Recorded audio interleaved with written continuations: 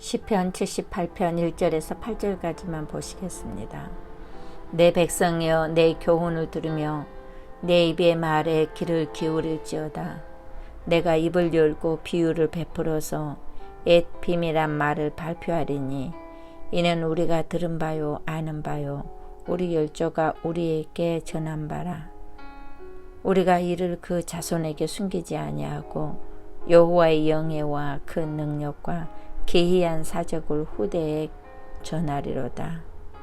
여호와께서 증거를 야곱에게 세우시며 법도를 이스라엘에게 정하시고 우리 열조에게 명하사 저희 자손에게 알게 하라 하셨으니 이는 저희로 후대 곧 후생 자손에게 이를 알게 하고 그들을 일어나 그 자손에게 일러서 너희로 그 소망을 하나님께 두며 하나님의 행사를 잊지 아니하고 오직 계명을 지켜서 그 열조 곧 완고하고 패역하여 그 마음이 정직하지 못하며 그 심령은 하나님께 충성치 아니한 세대와 같지 않게 하려 하심이로다. 아멘. 본문은 교훈시로 하나님의 사랑과 권능을 맛보고도 범죄한 이스라엘의 죄악사를 세세히 소개하고 있습니다. 본문은 첫 번째로 듣고 주의하여 기념하라라고 합니다. 1절에 내 백성이여 내 교훈을 들으며 라고 시작합니다. 그것은 하나님의 뜻을 이루신 그 정통성과 교훈을 인정하고 기념하여서 잊지 말라는 뜻입니다. 우리는 자손에게 우리 후대에게 반드시 전할 것은 하나님의 놀라운 기사입니다. 또 전승하고 알게 하라고 했습니다. 이 교훈은 한 시대만이 아니라는 것입니다. 대대로 전승하고 상속되어야 할 최대의 유산이라고 말합니다. 또한 알게 하라고 말하십니다. 이해시키고 깨닫게 하라는 말씀입니다. 뿐만 아니라 지켜서 충성하게 하라고 말씀하십니다. 지켜 교훈을 행하고 전하기 위해서는 늘 하늘의 소망을 두고 하나님의 행사를 잊지 말아야 합니다. 그러므로 계명을 마음에 두고 하나씩 실천하며 살아야 합니다. 하나님에게 충성하지 아니한 열조들은 완고하고 패역하여 하나님의 진노를 갖게 하였습니다. 후대 이런 세대가 나오지 않도록 하나님께 충성하도록 가르치라는 것입니다.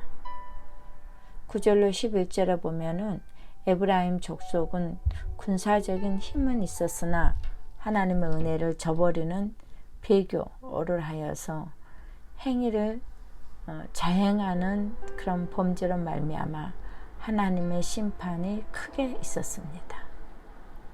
그러면 교훈을 위하여 우리는 먼저 식물을 구하고 하나님의 진노를 산 이스라엘 백성들을 보겠습니다. 하나님은 이스라엘 백성들에게 계속적인 은혜를 베풀어 주셨습니다. 그러나 그들은 탐욕대로 식물을 구하여서 하나님을 시험하였습니다.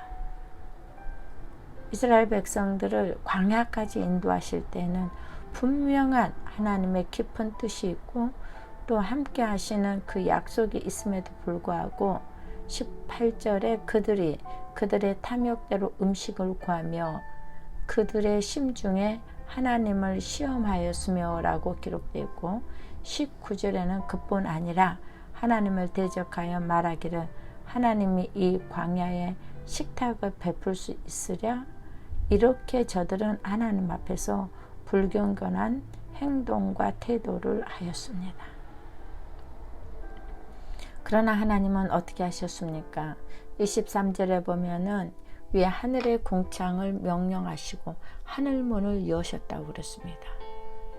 그리고 그들에게 만나를 비같이 내려서 먹이시며 하늘의 양식을 그들에게 주셨나니라고 말합니다.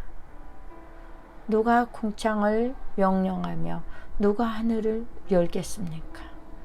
누가 만나를 비같이 내려서 우리를 먹일 수 있겠습니까? 믿음의 사람에게는 한량없는 은혜를 베푸시는 그 하나님을 말씀해 주고 계십니다. 만나와 메추라기의 공급은 그 누구도 흉내조차 낼 수 없는 기적 중의 기적이었습니다.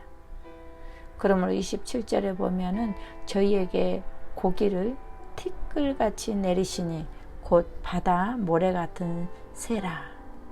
하나님은 당신의 백성들을 위해서 얼마나 풍부한 양식을 준비하셨는가를 보여주고 있습니다.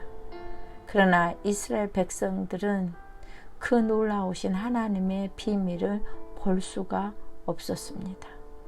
그러므로 그들은 늘 감사보다는 자기 자신의 필요만 위해서 더욱더 달라고, 조금만 더 달라고, 이것을 달라고 그렇게 하나님께 원망과 불평을 늘어놨던 것입니다. 하나님은 자신들의 필요를 공급해 주기만 위해서 존재하시는 분으로 이해하였습니다. 그러나 하나님은 이스라엘 백성들을 출애굽하시기 위해서 작정한 그 이전부터 광야에서 저들을 먹이고 살릴 수 있는 모든 것을 준비해 놓으셨습니다. 두 번째로 하나님의 은혜입니다. 12절에서 16절에 보면은 하나님은 10가지 재앙으로 애굽을 경악하게 하셨습니다. 그리고 그들을 두려워 떨게 하셨습니다. 그러나 이스라엘에게는 한없는 은혜와 사랑과 자비를 베풀어 주셨습니다. 홍해 앞바다에서 애굽 군대의 추격을 받고 공포에 떨고 있었으나 하나님은 바다를 가르시고 저희를 지나가게 하셨습니다. 13절에 보면은 저가 바다를 갈라 물을 무더기 같게 서게 하시고 저희로 지나가게 하셨으며 라고 기록되어 있고, 출애굽기 15장 8절에는 모세의 노래에 파도가 언덕같이 일어섰고 라고 말합니다. 하나님께서는 물을 명령하여 물벽을 만드시고 자기 백성이 다 지나갈 때까지 물벽을 세워주셔서 하나님의 백성을 인도 보호하여 주셨습니다. 또한 14절에는 낮에는 구름으로 온 밤에는 화강으로 인도하셨다고 말합니다. 추위에 더위에 들짐승들에게 무엇으로부터든지 완전하게 하나님은 당신의 백성을 보호하셨습니다.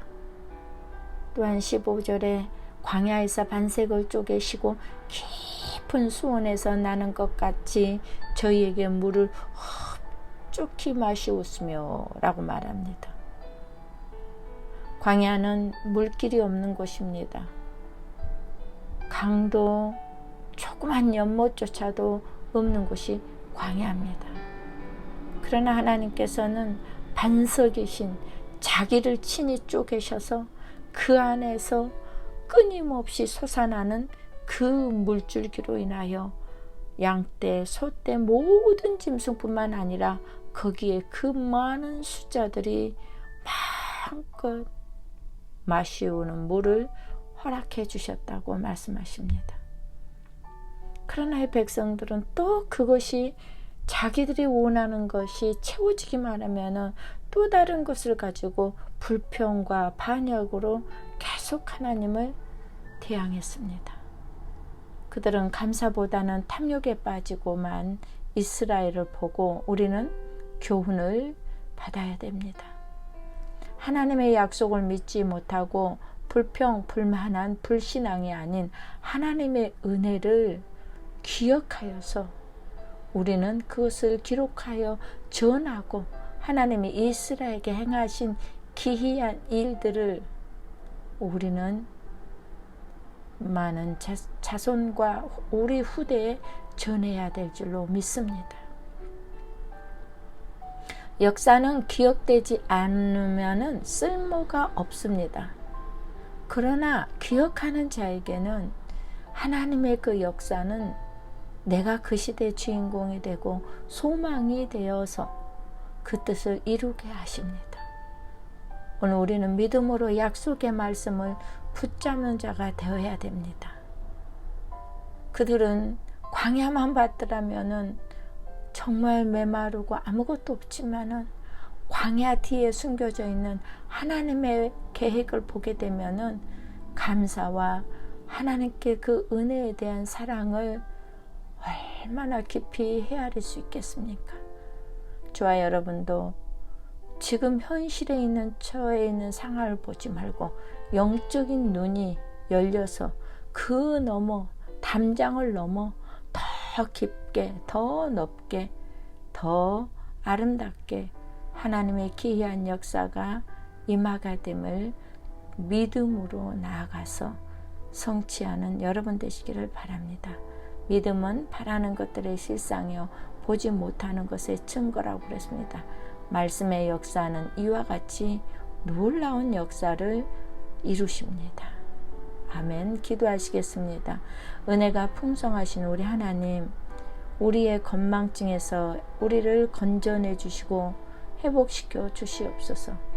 과거의 놀라운 은혜를 우리는 한두 가지 이상은 다 체험하였습니다. 우리에게 베풀어 주신 구원과 축복을 되새기게 하여 주시옵소서.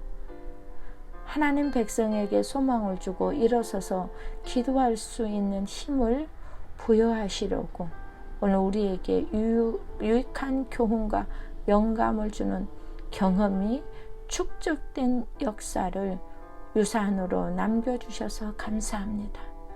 이 놀라운 사실을 나누고 전하는 자로, 명령을 준행하는 자로, 또한 말씀을 사랑하는 마음으로 품게 하여 주시고 주님의 뜻을 이루게 하여 주시옵소서. 이 모든 것은 내가 힘들고 어려울 때 소망을 품게 하는 길임을 새삼 깨달았습니다. 하나님의 기이한 기사를 기억합니다. 주님 감사합니다. 과거에도 그리고 지금도 그리고 미래에도 인도하실 그 소망의 주님을 바라봅니다. 우리 생각에 하나님의 놀라운 그 체험과 간증과 예수의 흔적을 잊어버리지 말게 하여 주시옵소서. 나와 늘 동행하여 주시며 함께 이루해 주시는 예수 그리스도의 이름으로 기도하옵나이다. 아멘.